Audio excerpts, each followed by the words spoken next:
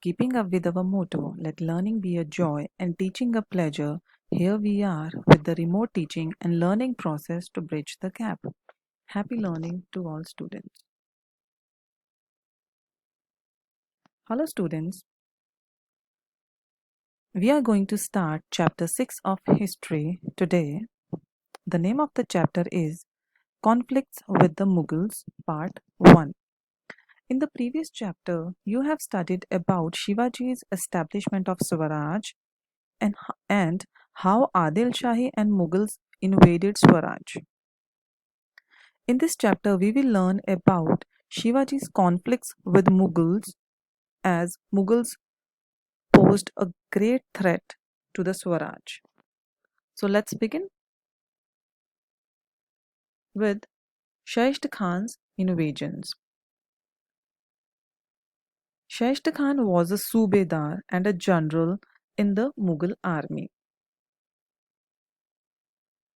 In February 1660, Shaishtakhan entered the Pune province. He ravaged the territory of the Swaraj by sending small units of his army to the neighboring areas. Ravaged here means damaged. So he caused great damage to the Swaraj.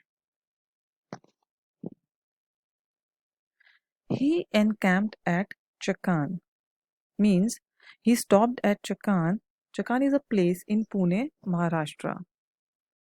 So Firangoji Narsala, the Kiledar of the fort of Chakan, fought very bravely against Shaishtakhan's army. But finally Mughals captured the fort of Chakan. Now Shaishtakhan set up his camp at Lal Mahal. Lal Mahal is a place where Shivaji had lived in his childhood. So Khan sent his forces in the different regions around Pune. They looted the people there. 2 years passed, but he would not think of leaving Pune. So, in those 2 years, the morale of people, the confidence of people was badly affected. So, in this situation, Shivaji Maharaj, drew up a bold plan. This is the picture of Lal Mahal. It is a reconstruction of the original Mahal and it is located in the center of Pune city. So now on 5th April 1663, Shivaji Maharaj raided Lal Mahal at night with a selected group of soldiers. In this raid, Shaishtakhan lost his fingers and he suffered humiliation also. He left Pune and shifted his camp to Aurangabad. Aurangzeb was unhappy with him and he transferred Shaishtakhan to the province of Bengal. Now, with successful attack on Shaishtakhan, the faith of people in the capability of Maharaj became stronger.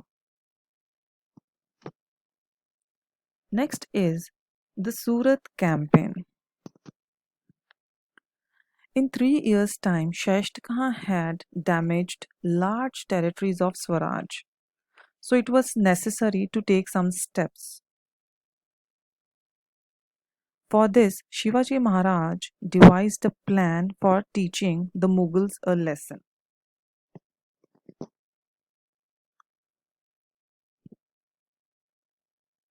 Surat was a big trade center and port under Mughal control. The British, Dutch, and the French had their factories there. So we can understand from this that the emperor was getting maximum of his revenue or income from Surat. So Shivaji Maharaj marched on Surat. Inayat Khan, the Subedar of Surat, could not put any resistance. He could not stop Maharaj, and Maharaj got plenty of wealth from Surat without troubling or bothering the common people. In this way, his campaign was completely successful in Surat, and it was a stunning blow to Emperor Aurangzeb's prestige. It means that Aurangzeb's power, his achievements were badly damaged. Let's move ahead and see Jaisings Innovations.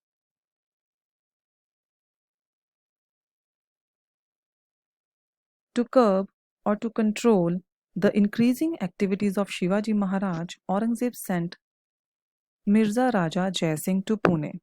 Mirza Raja Jaising was an experienced and powerful Rajput Sardar.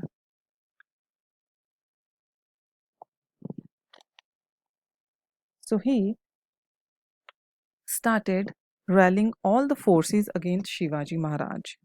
He suggested to the Portuguese of Goa and Vasai, the Dutch of Vengerla, the British of Surat, and Siddhis of Janjira that they should start a naval campaign against Maharaj. Now, naval campaign means they decided to attack through sea routes using navy armed forces to capture the forts of Shivaji Maharaj. Jaising planned to capture the forts of Shivaji Maharaj and sent Mughal forces or armies to different parts of the Swaraj. And as usual, as we know that they caused a great damage to the territories of Swaraj. Maharaj tried to resist the Mughals, but Jaising and Diler Khan laid siege to the fort of Purandar. Now, siege means capturing a place by surrounding it. So, the fort of Purandar was surrounded by the army of Mughals. Fort of Purandar under siege. So, Maharaj felt that situation is very serious now. So, he decided to begin talks for treaty with Jaising.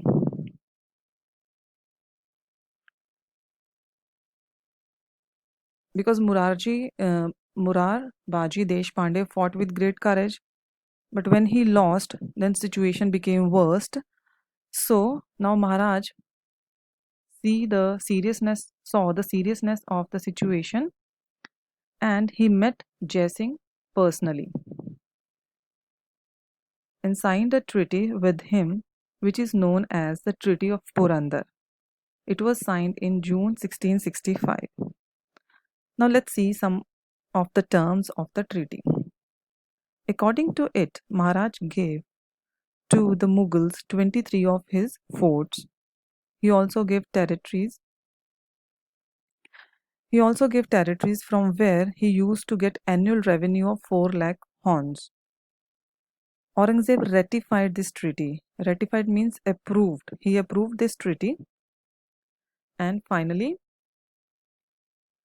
Shivaji had to give 23 of his forts to Jaising. So today we have learnt about how Shaishtakhan was defeated by Shivaji and Shivaji's campaign in Surat and Jaising's invasions on Pune and the Treaty of Purandar. So that's all for today. Thank you.